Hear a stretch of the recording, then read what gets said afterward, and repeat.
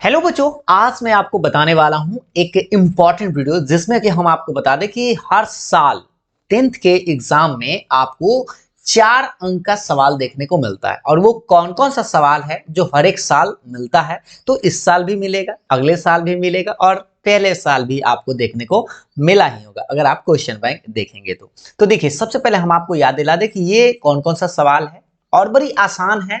और आप देखते ही थोड़ा सा दिमाग लगा के आप आसानी से 1 नंबर प्राप्त कर पाएंगे। यानी कि अगर ये चारों टॉपिक को आप पढ़ेंगे तो आपको 4 अंक मिल जाएगा। तो पहला है परिसर यानी कि जिसको आप रेंज बोलते हैं, दूसरा है माध्य यानी कि मीन, तीसरा है माध्यिका या माध्यक। दोनों नाम एक ही है, दोनों को आप ऐसे याद रख सकते हैं, कभी माध्यिका कहे या माध्यक कहे। अंग्रेजी में एक ही है, मीडियन। और उसके बाद होता है बहुलक जिसको आप मोड के नाम से जानते हैं। तो ये जो चारों टॉपिक है, चारों से हर साल एक एक ऑब्जेक्टिव क्वेश्चन 10वां में आता ही आता है। तो आज हम आपको इस चारों के बारे में पूरा डिटेल्स में बताएंगे। बहुत ही आसान लगेगा आपको और बहुत जल्दी में आप बना सकते हैं। तो चलिए दिखाते हैं आपको प्रश्न, एक एक कर समझिएगा। तो सबसे पहले हम आपको बता दें कि ये आपको तो यहाँ तक तो समझ में आ ही गया है। अब देखिए, सबसे पहले हम आपको बताते हैं परिसर यानी कि रेंज के बारे में। ठीक है, क्लियर है। तो रेंज क्या होता है इसके बारे में देखिए। तो रेंज को बोलते कैसे हैं, यानी कि परिसर। तो परिसर जो भी आंकड़ा समझते हैं, कॉमा के रूप में आपको लिखल रहेगा, इतना पहले आप जान लीजिए।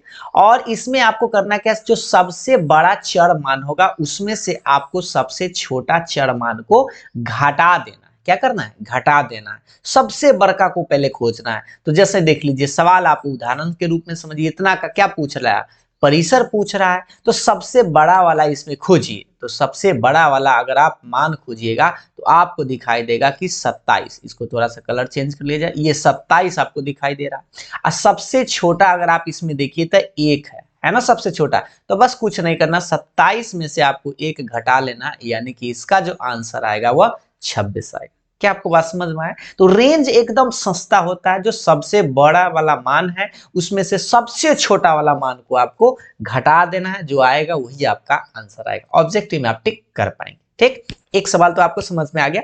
अब हम आपको इसी का एक और सवाल बताते हैं, इसका आंसर भी आप चाहे तो जल्दी में आप बता सकते हैं। तो सवाल देखिए भाई, क्या है कि देखिए एक बार देख, इसी का क्या पूछ रहा है, परिसर पूछ रहा है। तो यानी कि सेम चीज है, मतलब रेंज पूछ रहा है। तो सबसे बड़ा कौन सा संख्या है, पहले तो यहाँ पे दिख रहा है 36 है। और सबसे छोटा इसमें हमें लगता है 4 है, आपको भी लगता ही होगा। तो आपको करना क्या है, 36 में से 4 को घटा देना है। तो कितना बचेगा, 32। और ये आपका आंसर है। उम्मीद है आपको ये परिसर निकालने में झंझट नहीं लगा होगा। अब आप बड़ी आसानी से आप समझ भी गए होंगे। ठीक, तो 1 नंबर तो आपका कंफर्म हो गया। अब हम आपको ले चलते हैं दूसरे सवाल की तरफ, मतलब दूसरा टॉपिक यानी माध्य के बारे में। ठीक है, तो माध्य आप समझते हैं, यानी कि जिसको आप मीन बोलते हैं। तो मीन को सबसे पहले हम आपको बता दें, एक्स पर रैंकिंग यानी एक्स बार से डिनोट करते हैं।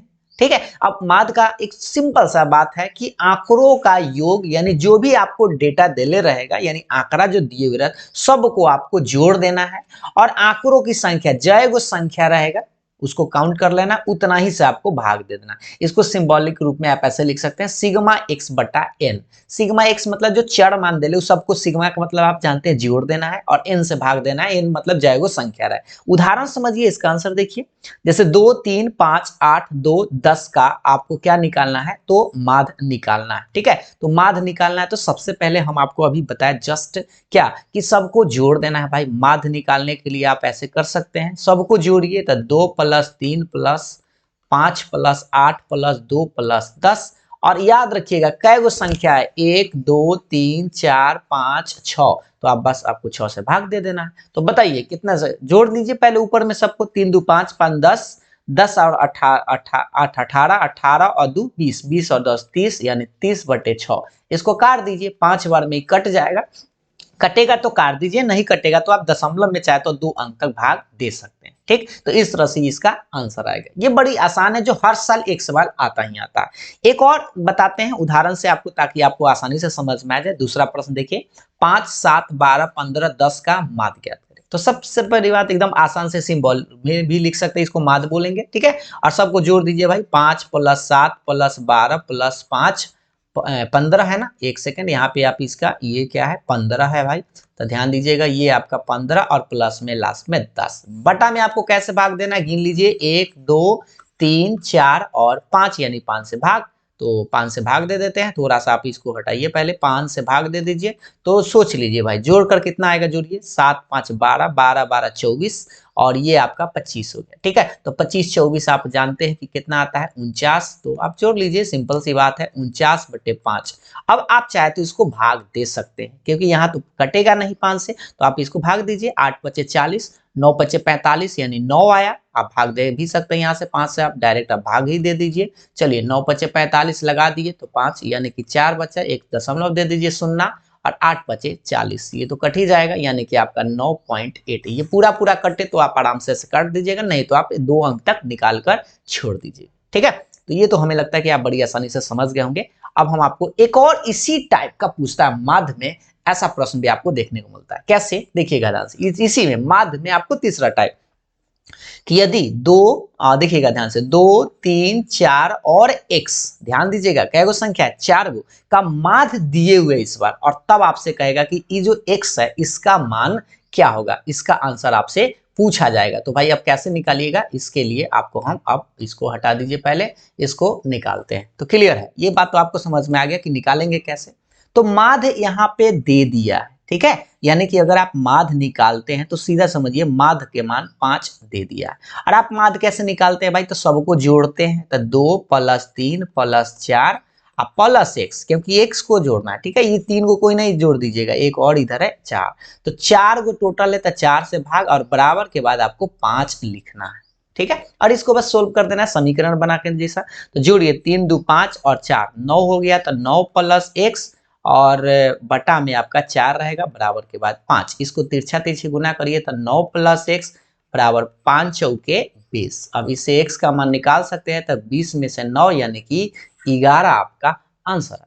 बस समझ में आए। तो ऐसा प्रश्न अगर आप देखेंगे क्वेश्चन बैंक जो इस साल एग्जाम हुआ है, 1 2 साल पहले वाला भी क्वेश्चन बैंक देखेंगे, तो आपको ऐसा माध्य का सवाल निश्चित रूप से हर साल पूछता ही पूछता है।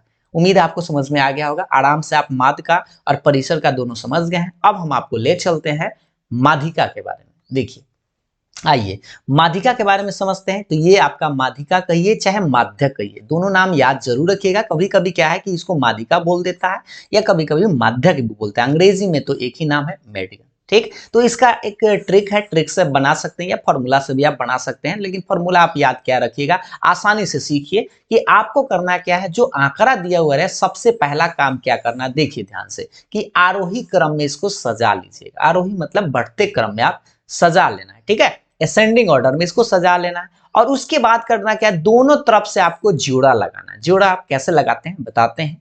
और देखिए दोनों तरफ से जोड़ा लगाएंगे, अगर बीच में, गौर से सुनिएगा ध्यान से, अगर बीच में एक संख्या बचता है तो माध्यिका आपका वह संख्या आंसर हो जाएगा। लेकिन कभी कभी क्या है कि बीच में आपको 2 गो संख्या बचे, बीच में क्या संख्या बचे, 2 गो जब संख्या बचे तब याद रखिएगा माध्यिका होगा क्या, तो दोनों संख्याओं का माध्य, मतलब दोनों को जोड़ के और 2 से भाग दे देना।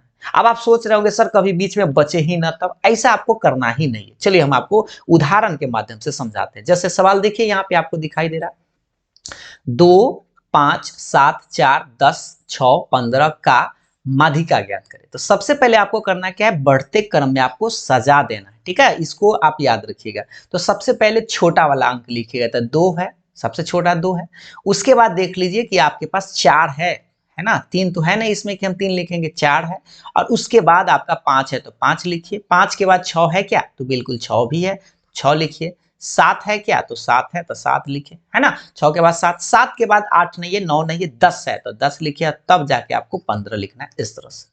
अब हम आपको अभी तनका देर पहले क्या बताया, दोनों तरफ से आपको जोड़ा लगाना है भाई। ठीक है, तो जोड़ा लगाना तो क्या है, पहले काउंट कर लीजिए कै गो है, 1 2 3 4 5 6 7 गो है। तो 7 गो है तो दोनों तरफ से जोड़ा मतलब 3 गो आप लगा सकते हैं। तो इधर से आप 3 गो इधर लगा लीजिए और इधर से भी 3 गो लगा लीजिए, यानी कि बीच में एगो बचा है। तो माध्यिका जो होगा यानी कि मीडियन जो होगा यही इसका आंसर हो जाएगा 6। जो भी बीच में एगो बचे तो वही आंसर। लेकिन कभी कभी जरूरी तो नहीं कि हमेशा एक एगो बचे, एगो से ज्यादा दूगो भी बच सकता है। और ऐसा नहीं कि बचाना ही नहीं, जोड़ा आपको लगाना है, बीच में कम से कम एगो बचना चाहिए, एगो ना बचे तो आपको दूगो बचाना है। क्लियर है? तो ये तो बड़ी आसान है, बस दोनों तरफ से जोड़ा लगा लीजिए, बीच में एगो जो बचे वही आंसर। लेकिन हाँ, बढ़ते क्रम में सजाइएगा जरूर।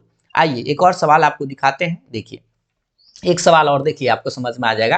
5, 10, 15, 7, 8, 2, 1, 6 का माध्यिका ज्ञात करें। तो सबसे पहले आपको वही आरोही क्रम में सजाने पर, तो लिखिए पहले सबसे छोटा एक, एक के बाद दो है क्या? हाँ दो भी है। तीन है क्या? तो एक हो गया, दो हो गया। अब देखिए तीन तो है नहीं, चार भी नहीं है इसमें, पांच है भाई। हाँ यहाँ देखिए पांच है। उसके बाद 6 भी है तो 6 भी आपको लिखना होगा। उसके बाद 7 है, बिल्कुल 7 भी है। उसके बाद 8 भी है तो 8 लिखिए।